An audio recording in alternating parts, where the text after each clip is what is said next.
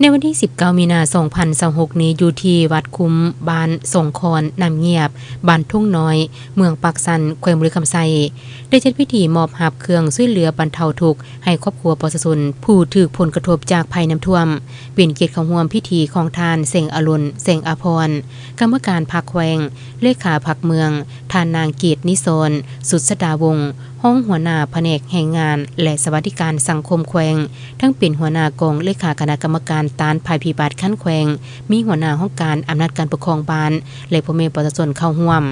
เพื่อทดแทนผลเสียหายจากภัยพิบัติน้ำท่วมในฤดูฝนในปีผ่านมาคณะกรรมการคุ้มครองภัยพิบัติขั้นแขวงจึงได้นำเอาเครื่องช่วยเหลือจากประเทศญี่ปุ่นสาธารณรัฐเกาหลีไปมอบให้ประชาชนบ้านดังกล่าวในนั้นมีข้าวสารเจ้าจำนวน48เป่ามูลค่า19ล้านกว่ากีบการช่วยเหลือครั้งนี้เป็นการแสดงถึงความห่วงใจและความเอื้อเฟื้อแบ่งปันระหว่างภาคส่วนต่างๆในสังคมเป็นเกียรติมอบโดยทานเสงอรุณเสงอภรกรรมการพรรคแขวงเลขาพรรคเมืองห้ามโดยทานอุไลแก้ววงวิจิตรในบ้านทุ่งน้อยจากนั้นทางคณะจัดตั้งบ้านได้ดำเนินการส่งมอบเครื่องช่วยเหลือให้แก่ครอบครัวประชาชนผู้ที่ถูกผลกระทบจากภัยพิบัติน้ำท่วมในครั้งที่ผ่านมา